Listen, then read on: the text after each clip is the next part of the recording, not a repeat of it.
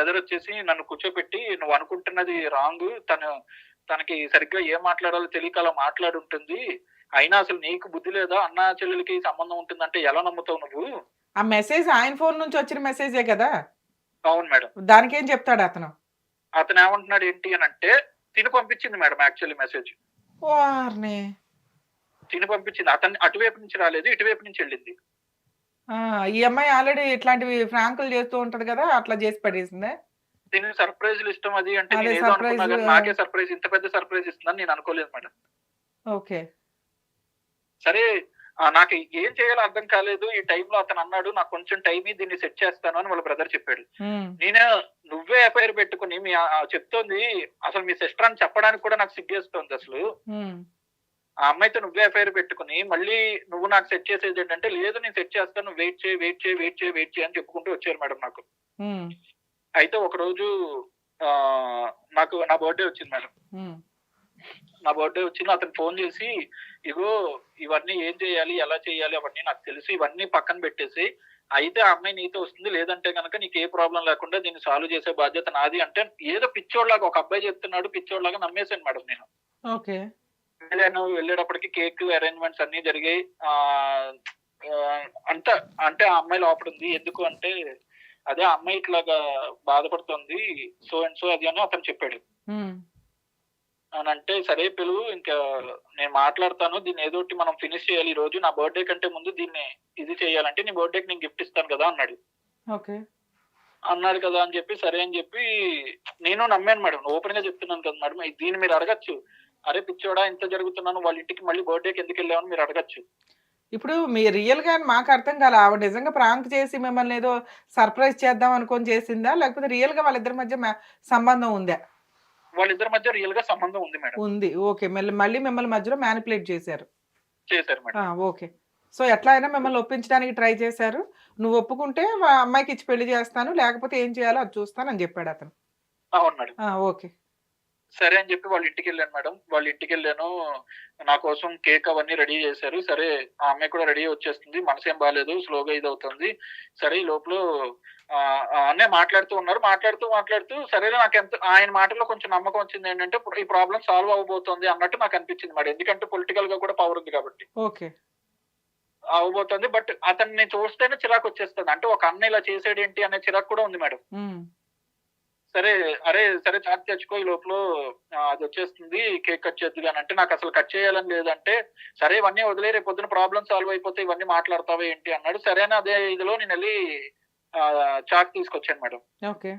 ఆ అమ్మాయి కూడా ఈ లోపల వచ్చింది. బయటకొచ్చింది ఆ అమ్మాయి కూడా. హ్మ్. ఆ అమ్మాయి కూడా వచ్చింది. సరే అని చెప్పి నేను కట్ చేద్దాం అనుకున్నాను. ఈ లోపల డోర్ నాక్ అయింది మేడం. ఆ! డోర్ నాక్ అయింది. ఈ అమ్మాయి కింద పడిపోయింది. ఏమైందా అని చెప్పి నేను ఓపెన్ చేస్తే బయట పోలీసులున్నారు. ఈ అమ్మాయికి అప్పటికే చెయ్యి కట్ చేసేసుకొనుంది. ఆ నైఫ్ మీద నా వేలు ముద్రలున్నాయి. ఓహో! ఆవిడే చెయ్యి కట్ చేసుకుంది. అవును మేడం.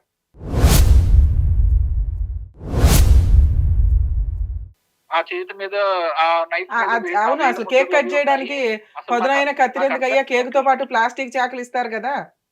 ఆ! మేడం. మరి ఆ చాకెందుకు తీసుకొచ్చారు మీరు కిచెన్‌లో నుంచి? అంటే కిచెన్‌లో అదొక్కటే చాకుంది మేడం. వాళ్ళన్నారు ఇక్కడ అతను ఆళ్ళ కేక్ బ్రదర్ దగ్గర పెట్టిన తీసుకొచ్చి చాకయితే నీకిచ్చాడు. ఏమీ దీంతో లేదు కేక్ కట్ మేడం. చేయించని. కేక్ దగ్గర చాక్ అసలు ప్లాన్ తీసేసారో మరి చేసుకున్నారేమో వాళ్ళు ప్లాన్ ఇదంతా నెక్స్ట్. చేసారు. ప్లాన్‌గా క్లియర్ జరిగినట్టే అర్థమవుతుంది. అనిపిస్తుంది కదా మేడం. అదేలేమ్మా. ఆ! అతను ముందే చెప్పాడు.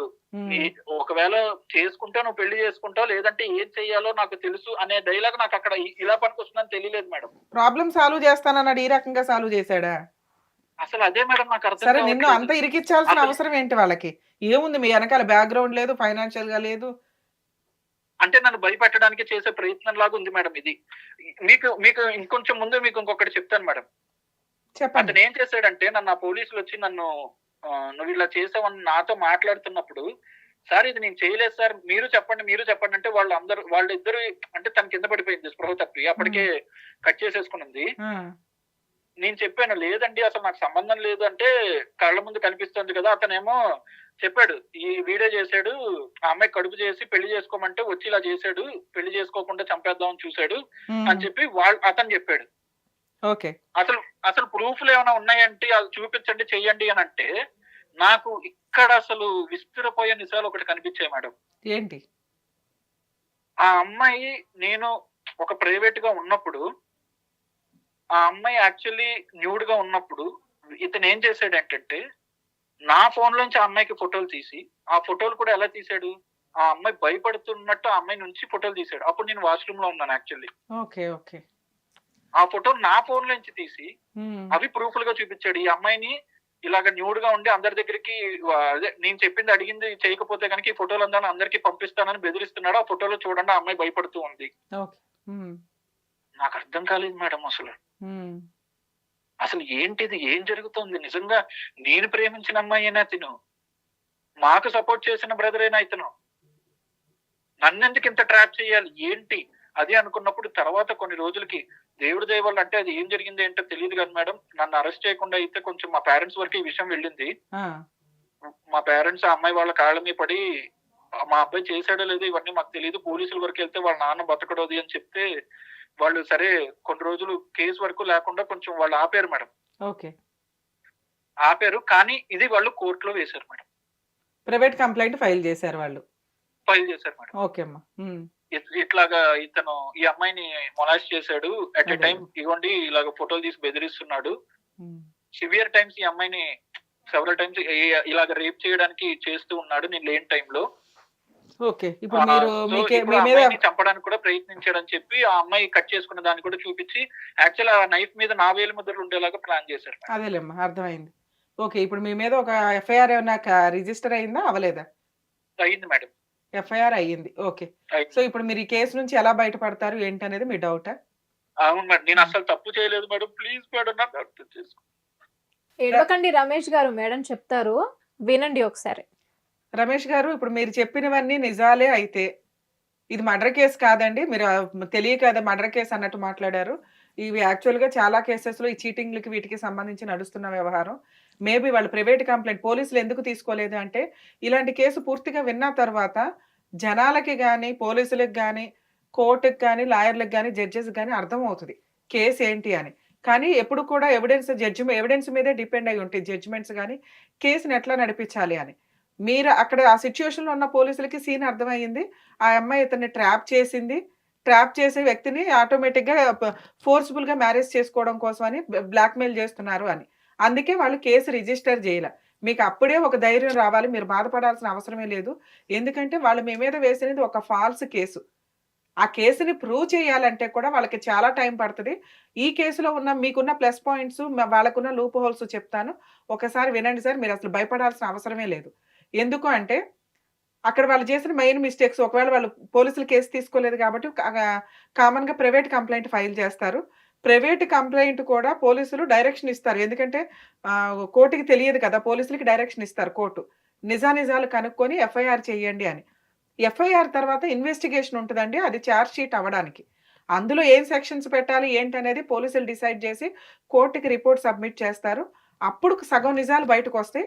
సో మీరు అప్పటిదాకా కాస్త వెయిట్ చేయండి, కంగారు పడకుండా. ప్రైవేట్ కంప్లైంట్ వేసినప్పుడు ఎలా ఉంటుందంటే వాళ్ళు ఆటోమేటిక్గా నెంబర్ ఆఫ్ సెక్షన్స్ ఫైల్ చేస్తారు. ఇందులో నాకు తెలిసి యాక్చువల్గా అమ్మాయిది అటెంప్ట్ టు మర్డర్ ఏదైతే ఇతను కమిట్ చేశాడు అన్నట్లుందో అదొకటి, చీటింగ్ ఒకటి, ఇంకా అమ్మాయి రేప్ కేసు కూడా వేయడానికి అవకాశం ఉంది. నెక్స్ట్ మాలిస్టీ చేస్తున్నారు అన్నది, ఇట్లా ఒక 5-6 సెక్షన్స్ అయితే ఈజీగానే ఇతను చెప్తున్న స్టోరీలో క్రియేట్ చేయడానికి వాళ్ళకి ఆప్షన్ ఉంది. సో వాళ్ళు ఒకవేళ అట్లా క్రియేట్ చేసి కంప్లైంట్ ఫైల్ చేసినా కూడా పోలీసులు ఆల్రెడీ ఫస్ట్ టైమే సీన్లో ఉన్నప్పుడు పెద్దగా కౌన్సిలింగ్ తోటే దీన్ని ఏదో సాల్వ్ చేయాలని చూశారు అంటే కేసులో అంత సీరియస్నెస్ లేదు అనేది పోలీసులకు అర్థమైనట్లు. సో ఇక్కడ ఈ ప్రొసీడింగ్స్లో ఎట్లా ఉంటుందంటే, రమేష్ గారు మీరు కూడా వినండి సార్. ఈ ప్రాసెస్ ఎలా ఉంటుంది అంటే, మీ మీద కంప్లైంట్ ఇచ్చినప్పుడు పోలీసులు మిమ్మల్ని ఇన్వెస్టిగేషన్కి పిలుస్తారండి. మీరు ఉన్నట్టు ఇప్పుడు మాకు ఎట్లా చెప్పారో వాళ్ళకి చెప్తే కనుక వాళ్ళు ఎంక్వైరీ ఎలా చేయాలి, అసలు ఆవిడ బ్యాక్గ్రౌండ్ ఏంటి, ఆ డిఎన్ఏ టెస్ట్ చేయించడానికి ఉన్న ఆప్షన్స్ ఏంటి, ఇవన్నీ చూస్తారు. ఎందుకంటే ఈ కేసులో డిఎన్ఏ టెస్ట్ చేయిస్తే కనుక ఖచ్చితంగా ఎవరికి పుట్టారనేది తెలిసిపోతుంది. ఆ ఒక్కటి ఇతను ఛాలెంజ్ చేసినా కూడా రమేష్ గారు ఆటోమేటిక్గా పోలీసులకు ఆ ఛాన్స్ ఉంటుందండి, కోర్టుకు ఉంటుంది. మనం విడిగా కోర్టు పర్మిషన్ లేకుండా డిఎన్ఏ టెస్టులు చేయించకూడదు. సో ఒకవేళ ఇతను ఆ పాయింట్ని ఛాలెంజ్ చేస్తే వాళ్ళు డిఎన్ఏ టెస్ట్కి కోర్టు పర్మిషన్ తీసుకొని పంపిస్తారు. అలా ఎప్పుడైనా పంపిస్తాము అన్నారు అంటే ఆటోమేటిక్గా వీళ్ళు లైన్లోకి వచ్చేస్తారు. వీళ్ళు వేసింది ఫాల్స్ కేసు కదా, ఇతని దగ్గర ఏదైనా ఏదో చిన్న ప్రాపర్టీస్ ఉండుంటే అవి అమ్మిచ్చేసి కాంపెన్సేషన్ ఏదైనా వసూలు చేసుకుందాం అన్న బ్లాక్‌మెయిలింగ్ థాట్ తోటే వాళ్ళు ఈ కేస్ ప్రొసీడింగ్స్ నడిపించినట్టు లెక్క. ఎందుకంటే అదేదో సింపుల్‌గా వేశారు. దగ్గర దగ్గర 3 మంత్స్ అవుతుంది. కేసే రిజిస్టర్ అవ్వలేదు ఇప్పటిదాకా. ప్రైవేట్ కంప్లెయింట్‌కెళ్లారు. అదేదో ఎఫ్ఐఆర్ స్టేజ్‌కి రిపోర్ట్ కోసం పంపించారు. సో, ఇతను ఇప్పుడు మనకి చెప్పిందే అక్కడ కోర్ట్‌కి పోలీసులకి హానెస్టీగా చెప్తే ఎంక్వైరీ ప్రాపర్‌గా నడుస్తది. అందులో డీఎన్ఏ టెస్ట్ ఛాలెంజ్ చేయడానికి అవును. ఉంది. ఇక రెండోది ఈయన ఫోను నుంచి ఫోటోస్ వెళ్ళినియి అంత భయపడిపోయేలాగా ఉన్నాయంటే యాక్చువల్‌గా సహజంగా ఏ వ్యక్తి కూడా అవి ఉంచుకోరు. ఉంచాడు అంటే ఆ ఒక్కటి కొంత ప్రూవ్ చేసుకోవాల్సిన నెసెసిటీ ఉంది. రేప్ జరిగిందా లేదా అంటే ఇవి రిపీటెడ్‌గా ఈ మధ్య లేడీస్ వాడుకుంటున్న ఒక ఆయుధం. విక్టిమ్ కార్డ్ లాగా పెట్టుకొని వుమెన్ విక్టిమ్ కార్డ్. మేము ఆల్రెడీ లవర్స్‌మి. పెళ్లి చేసుకుంటానన్నాడు. రేప్ చేశాడు. పెళ్లి చేసుకుంటానని కమిట్ అవ్వడం వేరు. ఆ విషయం చెప్పరు. రిపీటెడ్‌గా వాడుకున్నాడు నన్ను. రేప్ చేశాడు. ఇంకా పెళ్లి చేసుకుంటాను కదా! ఇదే అని చెప్పాడండి. ఇప్పుడు అని రేప్ కేస్ వేస్తున్న సందర్భం ఎక్కువుంది. మేబీ ఈ కేసులో అది ఎంతవరకు ఎంటర్‌టైన్ అవుతదని పోలీసుల ఇన్వెస్టిగేషన్‌లో తెలుస్తది. ఒకవేళ ఇది రేప్ కిందకి ఆ అమ్మాయి పెట్టినా కూడా మేబీ రేప్ కింద కన్సిడర్ చేయడానికి ఉండదు. ఎందుకంటే ఇద్దరు మేజర్‌లు ఇద్దరు ఇష్టపూర్వకంగానే కమిట్ అయ్యారు. పెళ్లి చేసుకుంటానన్నాడా లేదా అనే పాయింట్ మీద మిగతాది ఎట్లా చేయాలి ఏంటి అనేది పోలీసులు చూసుకోవడానికి ఉంది. ఇక ఇది అటెంప్ట్ టు మర్డరా? కాదా? ఈ పాయింట్ మాట్లాడుకోవాలి. ఆవిడే చేయి కోసుకుంది. అది అవును. అటెంప్ట్ టు సూసైడ్ అవుతది. ఇప్పుడు ఒకప్పుడు సూసైడ్‌కి కూడా పనిష్మెంట్‌లుండేవి. ఆవిడనే తీసుకెళ్ళి అవును. అరెస్ట్ చేసి కౌన్సెలింగ్స్ ఇచ్చేవాళ్ళు. ఆ ఐపీసీ 309 సెక్షన్ తీసేయడం వల్ల సూసైడ్ చేసుకోవడానికే ఒక ప్రాసెస్ నడుస్తుంది. వేలి ముద్దలు ఇంట్లో ఉన్న చాకు మీద ఉన్నంత మాత్రాన ఈయనే చెయ్యి కోసేసినట్టు కాదు. చెయ్యి కోసినాక హాస్పిటల్‌కెళ్తారు గానీ ఇమ్మీడియేట్‌గా పోలీసులైతే అక్కడ పోలీసులు ఉండరుగా. ఎందుకొస్తారు? అక్కడే వీళ్ళు ప్లానింగ్‌గా చేసినట్లు పోలీసులకి అర్థమవుతది. సో, మేబీ ఈయన మీద ఏదైనా సింపుల్‌గా ఒక చీటింగ్ కేస్ నడుస్తదే తప్ప ఈయన భయపడుతున్నంత ఉండదు. సో, రమేష్ గారు ఇది స్ట్రాంగ్ క్రిమినల్ కేస్ అయినప్పటికీ కూడా మీరు హానెస్టీగా ఇప్పుడు నేను చెప్పిన పాయింట్స్ అన్నిటిని కూడా కన్సిడర్ చేసుకొని కరెక్ట్ అడ్వకేట్ ద్వారా మీరు ప్రొసీడ్ అయితే గనక కేసు చాలా సింపుల్‌గానే ఫైల్ అవుతదండి. కానీ ఆ సింపుల్‌గా కూడా ఫైల్ అవుతదా? లేదా వాళ్ళే డ్రాప్ అయ్యి విత్‌డ్రా చేసుకొని వెళ్ళిపోతారా? అనేది మేబీ మీరు కరెక్ట్‌గా ఫైట్ చేసుకుంటూ వెళ్తే భవిష్యత్తు డిసైడ్ చేస్తది. ఒకవేళ వాళ్ళేదైనా కాంపెన్సేషన్‌కి ఉన్నారు అంటే మీరేదన్నా కోర్టుల చుట్టూ తిరగడం ఎందుకని సింపుల్‌గా ఏదైనా కాంపెన్సేషన్ మాట్లాడుకుంటే మాట్లాడుకొని అక్కడితో ఆ దరిద్రం వదిలించుకోవడానికి ఇంకొక ఆప్షన్ ఉంది. లేదు మేడం నేను న్యాయం కోసం పోరాడతానంటే ఇవన్నీ నిజాలు పోలీసులకి చెప్పి కోర్టులో కూడా మీరు కరెక్ట్‌గా ప్రొసీడింగ్స్ నడిపించుకుంటే గనక 100% మీరు గెలవడానికి ఎక్కువ ఆప్షన్ ఉంది. ఒకవేళ కోర్ట్‌లో కూడా రమేష్ గారు మీరు పెద్ద లాయర్‌లని పెట్టుకొని నేను ఫైట్ చేయలేనండి అంటే గనక మీరు కోర్ట్‌కి వెళ్ళినప్పుడు గాని లేకపోతే పోలీస్ స్టేషన్‌కైతే మీకు అడ్వకేట్ అవసరం అంత ఉండదు. మేబీ ఎందుకంటే మీ కేస్ చాలా వీక్‌గా కనిపిస్తుంది నాకు ఉన్నంతలో. మీరు అంత ఏదో భయపడి అంతా చెప్తున్నారు గానీ అంత లేదు. పోలీసులు ఎప్పుడైతే కేస్ తీసుకోమన్నారో అవి చాలా వీక్ కేసెస్ కిందే లెక్క. సో, కోర్ట్ ప్రొసీడింగ్స్‌కొచ్చినప్పుడు మీరు గవర్నమెంట్ లాయర్‌ని పెట్టమని అడిగే రైట్స్ కూడా మీకుంటాయి. ఎందుకంటే మీరు ఫైనాన్షియల్‌గా క్రిమినల్ కేస్‌లో అడ్వకేట్స్‌ని మెయింటైన్ చేయలేము. మాకంత ఫైనాన్షియల్‌గా లేదండి అని మీకనిపిస్తే. ఏమైనా డౌట్స్ ఉన్నాయా సార్? హ్మ్. మేడం యాక్చువల్లీ ఒక చిన్న డౌట్ ఉంది మేడం. చెప్పండి సార్. మేడం యాక్చువల్లీ ఏంటంటే వాళ్ళేమంటున్నారేంటంటే, మేమే విత్‌డ్రా చేసుకుంటాం కేసు. కాకపోతే ఒక కండిషన్‌కి ఒప్పుకోవాలి అని సూపర్. అడుగుతున్నారు. ఏంటా కండిషను? ఆ అబ్బాయి ఉంటాడు. నేను ఉండాలంట మేడం. ఎందుకు అసలు నువ్వెందుకు ఇంత మధ్యలో? ఆళ్ళకో కుటుంబం, ఒక వ్యవహారం నడుస్తుంది గదా! రిలేషన్ పరంగా చట్టం యాక్సెప్ట్ చేయని రిలేషన్‌లో వాళ్ళిద్దరూ ఉన్నారు కాబట్టి మిమ్మల్ని అడ్డు పెట్టుకొని వాళ్ళు ఫిజికల్ రిలేషన్ కంటిన్యూ జేయడానికా?